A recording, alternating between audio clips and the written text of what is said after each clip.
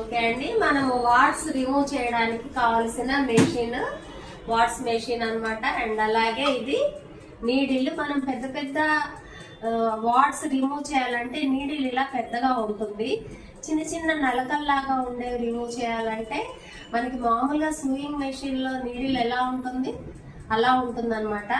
And అలాగే ఇది pedal. దీన్ని మనము ఫుట్ తోని ఆపరేట్ చేసుకుంటూ ఉండాలి. నేను మీకు చూపిస్తాను ఎలానో.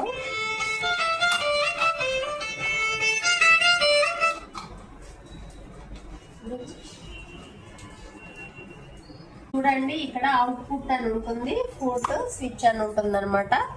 సో ఇది ఫుట్ స్విచ్ ఇక్కడ కనెక్ట్ చేసుకోవాలి.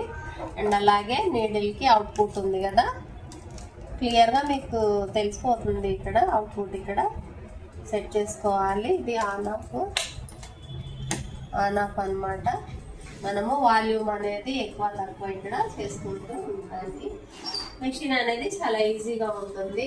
దీనికి మనకి ప్లక్కర్ కూడా కావాలి. కొన్ని వాట్స్ అనేవి ఇలా సాగ్ అవుతూ ఉంటాయి కదా, సో దానికి ప్లక్కింగ్ యూస్ చేయాలి. బాగా గుర్తుపెట్టుకోండి, ఎప్పుడు కూడా వాట్స్ రిమూవ్ చేసేటప్పుడు నీడిల్ అండ్ ప్లక్కర్ టచ్ అవ్వకూడదు, ఎందుకంటే స్పార్కిల్స్ వస్తాయి అన్నమాట. చాలా బాగా గుర్తుపెట్టుకోండి. ఇప్పుడు మనము ఎక్కడైతే వాట్స్ ఉన్నాయో అక్కడ నమ్మింగ్ క్రీమ్ అనేది అప్లై చేసేసాము ఆల్రెడీ. తర్వాత మనము వాట్స్ ని రిమూవ్ చేద్దాం. చూడండి,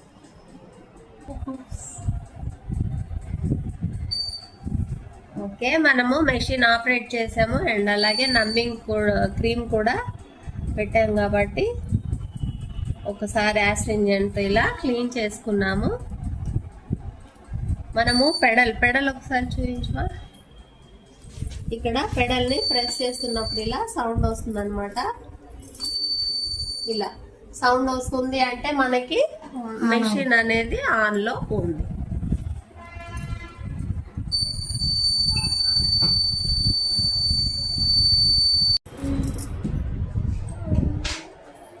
ఓకే అండి, వాట్స్ రిమూవ్ చేసేసాము.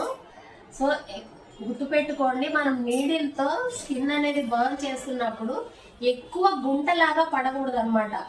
గుంట మనం కొంచెం గుంట చేస్తే అది ఎక్కువ గుంట అయిపోతుంది. సో అది చాలా జాగ్రత్తగా కాషియస్ గా చూసారు కదా, పక్కనున్న స్కిన్ ఇలా ఎక్కువగా బర్న్ అవ్వకూడదు, అలా తీయాలి. తర్వాత యాంటీసెప్టిక్ క్రీమ్స్ అనేది యూజ్ చేయాలి. చేయకపోయినా కానీ తగ్గిపోతుంది. శరీర తత్వాన్ని బట్టి తగ్గడం అనేది కొంచెం 1-2 days అలా టైం తీసుకుంటుంది. బాయ్.